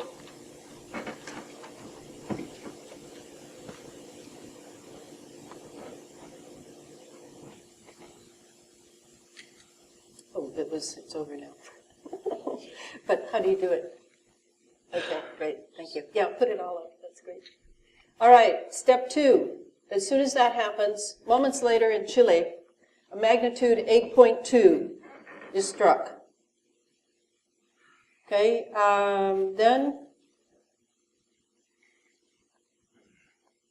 3. In Western Canada, a magnitude 7.7 strikes the Queen Charlotte Islands region. And 4, the following day, October 29, Superstorm Sandy occurs. These were the days in 2012 of tremendous weather experiments going on all over the place. It was very hard to keep track of and to follow the HAARP rings, as they were called then, happening on some of the satellite footage that was coming up. But then there was a HAARP site then that you could follow everything on, and then suddenly it was shut down because it was realized that people were actually tracking these events by following the HAARP rings. So that ended in 2012. Let's see if I said anything about that. No. One fellow wrote from the Queen Charlotte Islands. He said that he was on Talel on the east coast of Haida Gwaii. He kept getting a feeling of vertigo, even the swaying sensation. It had been shaking almost constantly for about the last 1/2 hour. At this point, because at times winged chariot, I would like to present my 7 operations, just so you know, those who might not buy the book. The 7 operations are the following. I've been talking a lot about the weather environmental modification, so you know what that one is. And environmental modification, as far as that one goes, that includes planetary geophysical operations, but I'll discuss that when I get there. Then you have the electromagnetic operations, many things, many experiments going on, all the way from refueling in space to mind control, targeting individuals. Then you have the asymmetric warfare operations, in a way dovetailing with the electromagnetic because of the non-lethal weapons. Biological operations, that would be primarily Morgellons, but not just. I already mentioned how the frequency and pulses are affecting some of our ions in our bodies. Planetary geophysical operations, it's important to know that big oil is in on this. The fracking is in on it. And if I get to it, I'll clarify that. Some places appear to be being, I'll borrow the term, terraformed, such as the earthquake, the hurricane that happened with Katrina down in New Orleans. The entire New Orleans harbor, which is an international harbor, I remind you, has been redone. The 30-some thousand poor people that lived in that area are gone, and real estate is booming. So the same thing happened with Sandy at the Port of New York and Port of New Jersey. I don't know how many thousands of people were taken from their homes during that catastrophe, and will never return to them. And the real estate deals went booming there as well. And the harbors will no doubt be done. Again, that was an international harbor. So say it again. Yes, it was. That is my opinion, and I cover it in the book. You can follow my reasoning there. Then you have intelligence surveillance operations. We know all about that. We know how these satellites can see a postage stamp. The cell towers, all of those, I cover them later if I get to it. They are all involved in this, and they are all part of what will be called the space fence. The only reason the space fence was discontinued, along with HAARP, is they had to be retooled according to digital technology. They're operating at different frequencies. The space fence also at that time, they did not have the system here, terrestrial, that they needed for an entire space fence. And that was changed greatly, I feel, by the 1996 Telecommunications Act under Clinton, which does not give communities the right to say where the cell towers should be put, or even if they should be put there. And the cell towers and, those cell phones that you love, I personally don't own one, that is all part of setting up a wireless system for the terrestrial space fence part. And then finally, we have the last one, detection and obscuration of exotic propulsion systems. Yes, that could include UFOs. I'm not sure they're from Alpha Centauri, but I am sure that we probably have our own.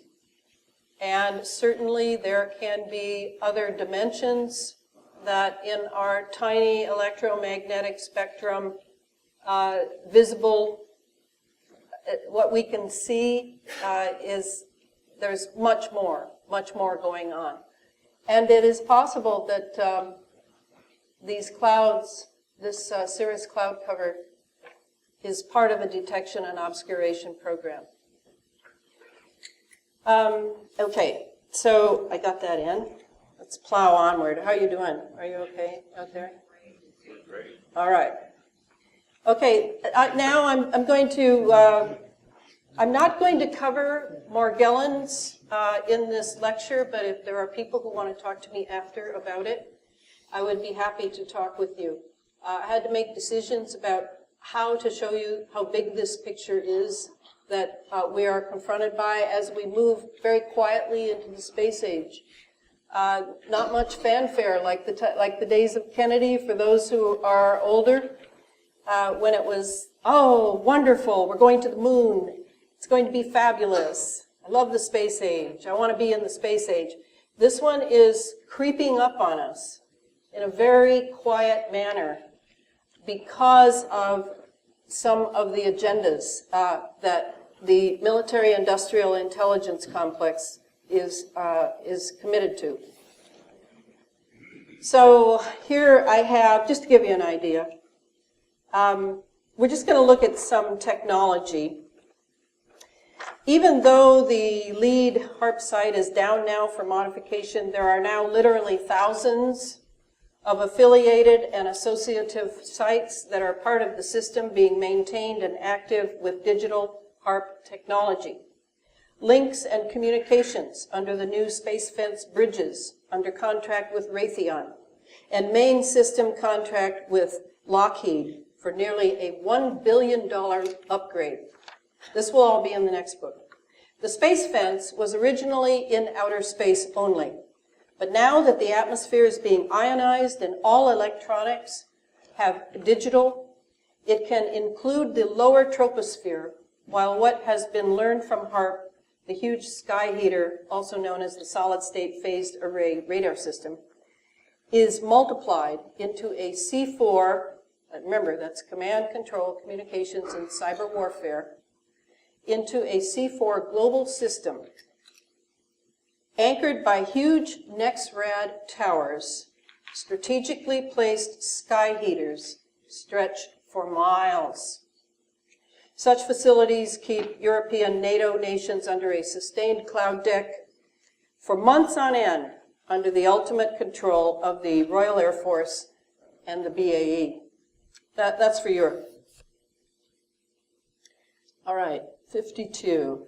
The upgrading of the International Space Station is part of NASA's ambitious C4 system to encompass land and sea, air and space. Fleets of satellites, airborne and ground-based sensors are the silent partners of high-tech geoengineering. Here you see some of the upgrading in the form of CATS. It's the Cloud Aerosol Transport System. A Doppler wind LiDAR, and LiDAR means light detection and imaging, and image ranging, remote sensing instrument. So that's CATS right there, that little piece. Got all kinds of stuff going on here. I didn't research those yet. Here you see them, okay. The ISS orbit passes over and along many of the primary aerosol transport paths in the atmosphere. That's chemtrails. I'll read it again. The primary aerosol transport paths. So that's another clue as to why they go in certain directions. This demonstration and science experiment, DSX, is a fundamental science research mission advancing technologies that enable medium Earth orbit spaceflight. I'm not going to go into that. We'll speed ahead here. Just to give you an idea.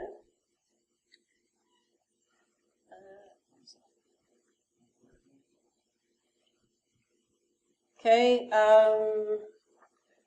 All of this sophisticated sensor equipment is coming under the rubric of space weather forecasting.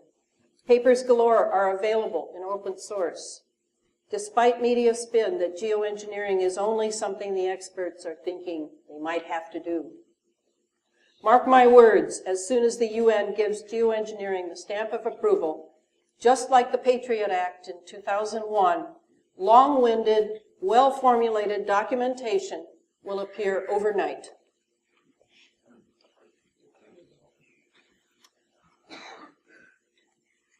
HAARP's new agenda, a wind tunnel mitigation system for the Van Allen radiation belts. Van Allen radiation belts are a problem because they're still taking out satellites. The electrons are getting trapped there from all this activity from the ionosphere. And so they're desperately trying to find some sort of instruments that can mitigate that. So here I have the space radiation environment presents a significant impediment to both human and robotic exploration and development of space. The Earth's magnetic field traps high-energy charged particles generated by cosmic rays, solar storms, and other processes forming the Van Allen belts. The high fluxes of energetic particles in the radiation belts will rapidly damage electronic and biological systems in these regions unless extraordinary and expensive measures are taken to harden or shield against these particles. Even with hardening measures, the lifetime and reliability of space systems is often limited by the steady degradation caused by very energetic particles.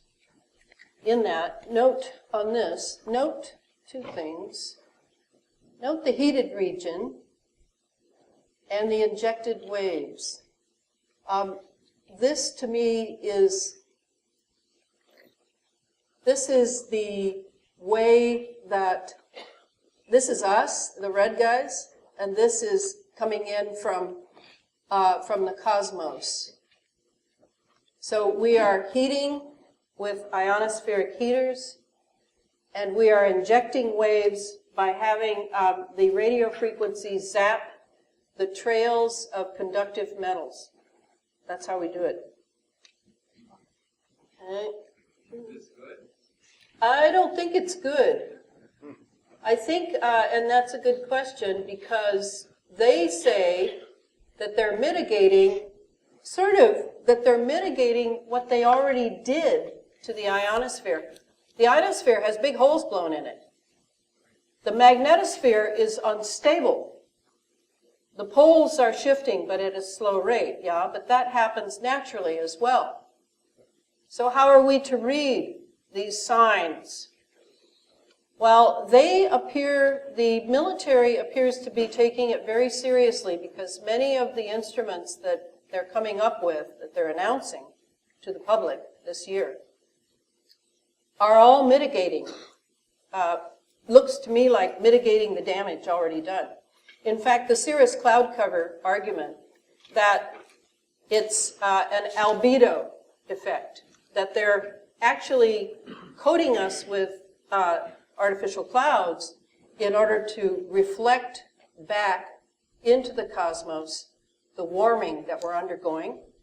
Well, unfortunately, there's just big holes in that too, because according to William Cotton, whom I quote him on radio shows all the time, William Cotton says, he's a cloud physicist, he says that the worst thing you can do to mitigate global warming is to lay a cirrus cloud cover over the Earth, because the cirrus clouds will act as an incubator and really promulgate global warming. So we know that's false. It's patently false that this is an albedo effect. There is another agenda going on. It's actually filed in the patent that it's done for global warming. To produce global warming. Then there's the methane release. This is another fallout of the ocean's warming. We're concerned about the methane eruption from the ocean floor. And Project Lucy is coming to the aid of that. And here we have a really good picture of what interferometry looks like. Two rays crossing each other.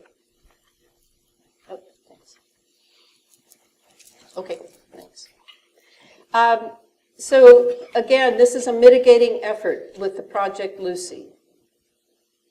Now I'll quickly just go through, these are some HAARP instruments. Here's the sea-based X-band radar.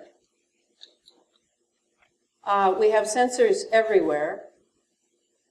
They're laid out across the land, usually like fences. They look like fences. Here's an X-rad.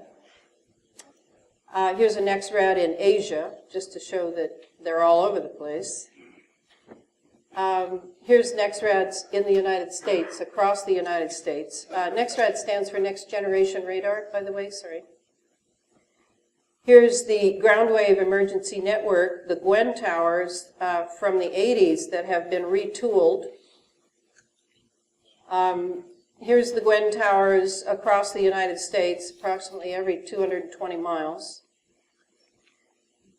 Here's the cell towers that help you call your friends and family. Here's the disguised cell towers as pine trees, cacti, and church steeples. Here's the wind farms that are being pulsed to produce wind tunnels that serve to work with fracking, believe it or not. The fracking and the wind and these devices work together. And I'm sorry, I can't go into detail, but I will in the next book. Here we have fiber optic cable under the sea. If you're wondering what's happening with the whales, just think of Navy sonar experiments and fiber optics. Here is a hydroacoustic data. I want to read what I have on this, and then I'm supposed to be quiet at 9 o'clock so you can ask questions. That's fine with me. I'm going at a tremendous pace here. The top graphic is from Rev. Michelle Hopkins, December 27, 2012, YouTube, entitled HAARP Massive TTAs Discovered on Secret Island and Seafloor Causing 2 Earthquakes. The smaller graphic is from the U.S. Air Force Technical Applications Center of the Ascension Island Hydroacoustic Data System, otherwise known as HIDAS. The hydroacoustic data acquisition system is comprised of underwater sensor systems linked to shore activities with undersea data transmission cables and shore-based computers for data storage and transmission to a variety of places around the world picking up that data. So we have that there, and you can see that in that top one, this torpedo-looking thing, that is a ray going out. That is radio frequency going up here. And what actually Rev. Michelle talks about is how it affected the weather systems rolling in to Europe at that time. So these are all over the place. This one is a diamond shape and it's underwater. Most of them are terrestrial, or else in space. Let me see what else, just to make sure I'm not passing up something absolutely essential. No. Jim Creek Naval Station, yet another one, Super Darn. Remember the Virginia Tech shooting? Here's Super Darn. This is what they look like. These are the fence light. This is a gravity wave. We talked about the ground waves or gravity waves. This is a scalar wave. Why it showed up in the sky, which is very fortuitous, somebody caught it.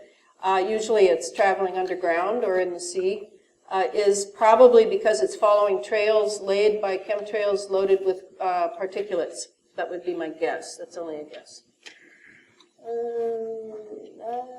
Burns Air Force Station, space fence. Wollonga, South Australia, space fence. And Japan, Misawa, Japan, space fence. Acidification, fracking of water, soil moisture. We're seeing various unidentified exotic propulsion systems. Here's the Aurora. It's been sighted behind cloud cover. Here's another one. I don't know what it is.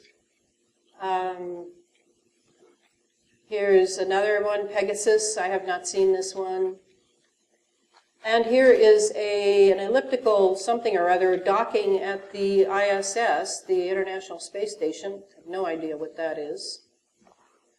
Here it looks like UFO fleet, and it goes nuts on the web, but I think my preference is Occam's razor, which is, don't throw out the simplicity until you're sure it doesn't work anymore.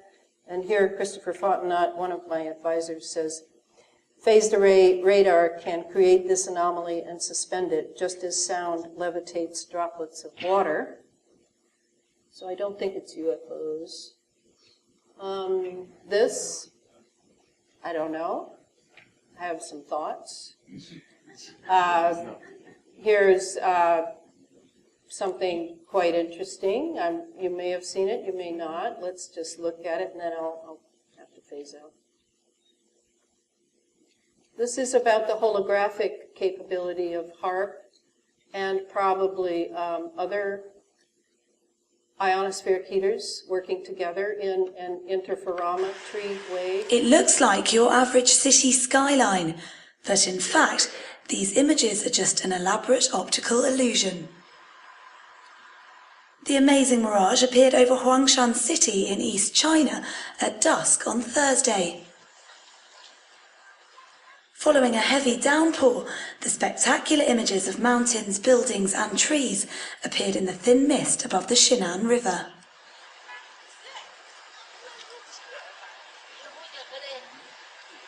The phenomenon began at about 5 p.m. local time, to the amazement of passers-by. I know, it's really good. You can find it on the net. But holographic, what are we going to see? Are we going to see an alien assault in the sky? Going to see some godlike being arrive to save us? Here's directed energy weapons and what they can do to the human body.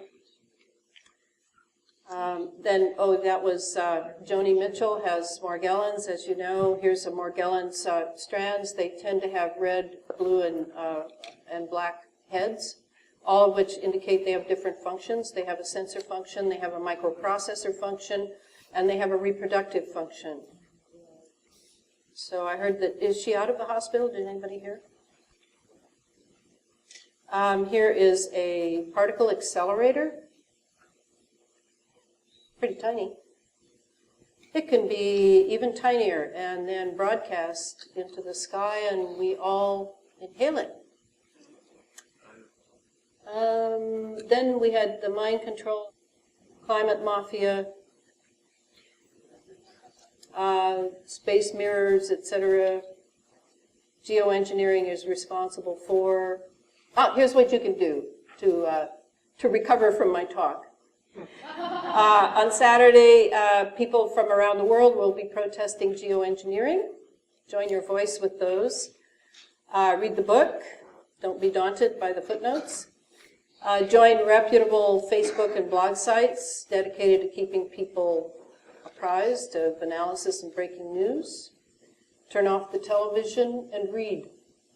Learn to discern information from disinformation. Think. Invite people to your home to study and discuss. Research, heal yourself of cognitive dissonance and helplessness. We battle for a human and humane future. Not cyborgs, not transhumanism. Generations to come depend upon us, on our wakefulness, while forces arrayed against us seek to keep us asleep or depressed. There's the Global March. And there's me.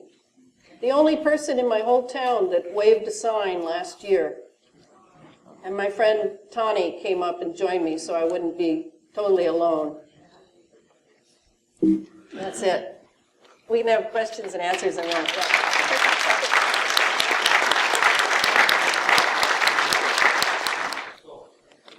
Yeah, diet. That's what I'm doing. I don't think it's that simple, but I've followed a particular diet for 45 years now, and I haven't been to a doctor since I was 13, I think. It works well. I keep my blood alkaline, not entirely alkaline, but balanced in that way. Acidity, the Morgellons, the cross-domain bacteria, which I have in me, and my guess is you're in a NATO country, so you have it in you. It thrives on acidity. And as far as my potassium levels, etc., I eat whole foods. I eat only organic, except when I go out for a delicious meal with friends now and then. I eat whole grains. I don't eat much bread. I'm just giving you an idea. I'm not saying it's the only diet in town, but diet is very powerful. I'm living proof of it. Everything works. Nothing hurts yet. I'm still walking and talking, obviously. So that's the best I can do. Yeah. Yes, sir. Oh, yeah. Well, let me do her first because she was. Thanks.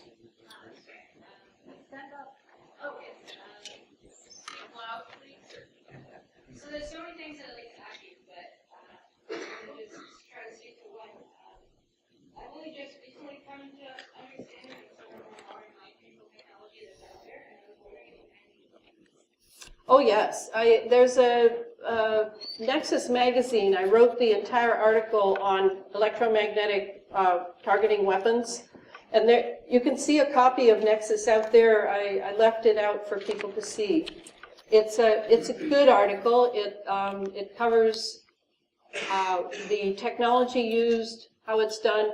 And I would like to say, if you meet someone who is explaining to you how they're targeted and they hear voices or they think their neighbors are after them or any number of paranoid comments, don't write it off right away. This is real. Thousands and thousands of people are being experimented on with this technology. It is radio frequency, and sometimes they use microwaves. So it's real. What issue of Nexus?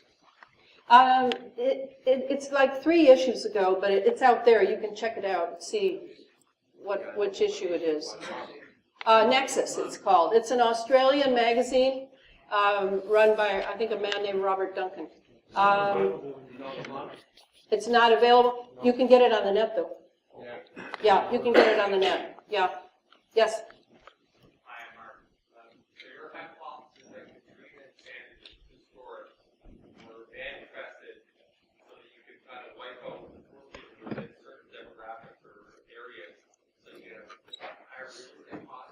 Well, I cover that in the book, and it's better to read a longer account of it, but disaster capitalism was popularized by Naomi Klein in her book, The Shock Doctrine, several years ago. She's a Yale graduate. She's a really bright young woman. She did a great job on it because with the downfall of our economy since 2008, they are looking for new ways to make money. And disaster capitalism is a really good one. That isn't the only reason they did Katrina and Sandy, to make money. They also did it as an experimental thing. It was much more than bringing Halliburton in to make money. But it was something that I think was it impressed the leaders of the nations of the world a bit. And Fukushima is the other one, and Haiti is the other one. Those 4. I stress in the book that I try to prove to the best of my ability that these were all intentional. Yeah. First of all, on behalf, I'd like to publicly thank you for everybody here. Yeah, thank you. Spreading this. He's just thanking me. It's okay. For everybody, on behalf of everybody. But of course, I saw something recently that said that they were using the waste from coal factories or coal production. Coal dust. To manufacture this, is that? Well, I know what you're referring to. It's put out by someone who will not give his name, called the HAARP report. And he's claiming that coal dust is being used in the dark, particularly the dark trails that you see. And that is a question that is on the table, along with a question of how the delivery system is working. Is it only additives now to JP8 fuel, or are there separate nozzles and the system that are distributing chemtrails as well? This is something that several activists and I are still going after. And I know what I think, but I need to sit down with it. I've been working on this presentation, so I haven't I haven't been able to do that, but I'm following it. Yes, ma'am. So I just wanted to say that you're right about Fukushima, it was not an accident. And also on Monday at this university, we'll be giving a free lecture on how to deal with the contamination and the fallout in your food from Fukushima. So there are posters out there if you're interested, you can see me after. Very good. You're absolutely right. Very good. It's a horror. Yes, sir. Hi, Colin. Just wanted to thank you. It's the first time I've been to a presentation like this. It was excellent. You spoke about ELF, the Project Bluebeam, for those, you were talking about the holographic and stuff. Right. You talked about scalar waves and stuff. To me, it seems like this is all based on Nikola Tesla's technology. Is that correct? Mm-hmm. Yes, and I would also, if you want to look at scalar technology, I would read Tom Bearden. Tom Bearden's very good. There have been a lot of false rumors passed about Tom Bearden, but to me, he's the best. Yeah, it's a new technology. I don't know that it's new, but it is hidden technology, and it is used very much in this, and it is Tesla. Yeah. Yes, sir. Hi, yes, my name's Kevin. Thanks a lot for speaking here tonight. And I was wondering if you could recommend a website, or is there a website that exists that we can map these chemtrails? We could log in and say, you know, these were sighted here on this date, this time. There are so many. There are so many now. I mean, Bye Bye Blue Sky is putting things up right here in your own town. That's Suzanne's site. And there are many people who are doing fabulous observations. They just don't have the language yet. I mean, we're having to reinvent the wheel here, right? Because it's a secret program. It's a national security program. We're left on our own, so I don't mind that. But we need to, therefore, use describers well when we're logging weather. Like longitude, latitude, where did it happen? What were the patterns you saw in the chemical clouds? How much natural do you think there was? I mean, you know, analysis, that's all. That's the helpful thing. Yeah, thank you. Yes? Hi, everybody. My name is Cindy, and I don't know about anybody else, but I like getting pissed off.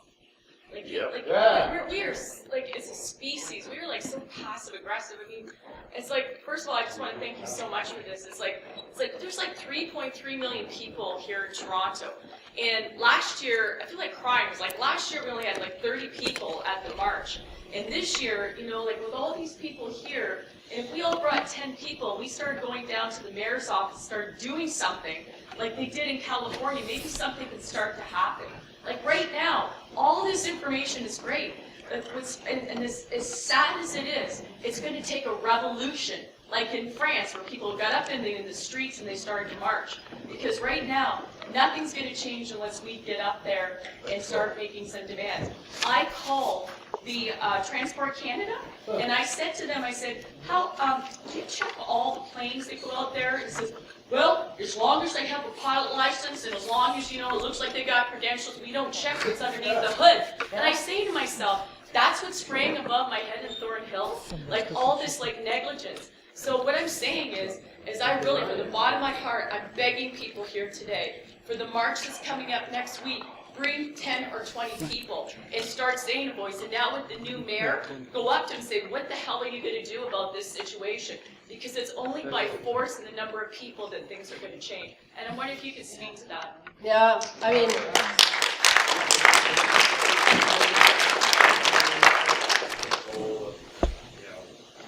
Western Hemisphere territories like Guam and Samoa and stuff like that, and Puerto Rico and all and whatnot is kind of basis for. It's all involved in the space fence, all of it. And that was one of the things with Fukushima, was the Japanese people and the Prime Minister sitting at that time were ready to throw the Americans off of Okinawa. And that's when Fukushima happened. And the Prime Minister resigned a month later. Yeah, that's what happened. Okay, I've been told I can only take 2 more questions. Oh my gosh. Pressure. Now all the hands. And I'll be out there. I'll be signing books, right? Yes. And you can still ask me questions then. That'll be okay. All right. Yes? Yeah.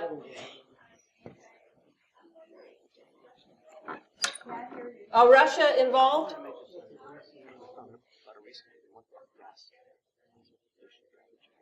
Well, yeah, I think it's more, I have pondered that because the Cold War was actually a tacit agreement between Russia and America. Without American money, Russia could never have conducted their part of the Cold War. But this is different. Now Russia and the United States, we were working together, and now, yes, Russia has this technology. Used to be ahead of the United States, it's not anymore. China has this technology. And now it's what Sylvain said that I quoted, they're all vying for this Paris conference, and who's going to have their finger on the magic button is sort of how I look at it. The Pope. Huh? The Pope's going to have his magic finger on it. The Pope. Yeah, he's going to be there. I think that's interesting. Yes? Last job. Yes, my name's Phil. I'm 88 years old. I just want you to get a little bit serious about what's going on. The biggest terrorists that we have to worry about are these guys here. You got that right. They're committing war crimes every single day. Yep. And we're being complacent. In our lifetime, it's going to take a while. These guys will undergo Nuremberg-like trials. We will get them. But if we sit on our hands, nothing will happen. You got to get brave. You got to stop worrying about what people care about, what they think about the water cooler. Okay? Get uncomfortable now, a little uncomfortable now, so we're not super uncomfortable later. God bless people. We can do this. I believe in you. I hope you believe in me. Very good. That's it. Very good. Thank you. Yeah, and as a supplement to what he's saying, don't be daunted by the technical. I am not a plasma physicist. I do not have a degree in physics, but I can research. I can think. I don't have my TV on. I'm busy. This is only one life that we have here to donate and dedicate to future generations who have no idea what's coming. I mean, well, anyway, I'm writing the Space Fence book. I wonder if anybody will buy it. It'll be such overwhelming news. Anyway, I can't take any more questions. He's my boss. Thank you so much. I'll be out there.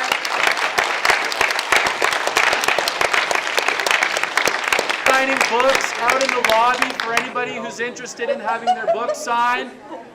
Thank you. Guys, Elana's been on her feet for a couple hours. We're just going to get her to the table to sign her books, which... All right, we we'll thought we were follow her doing in the line. I'll be right.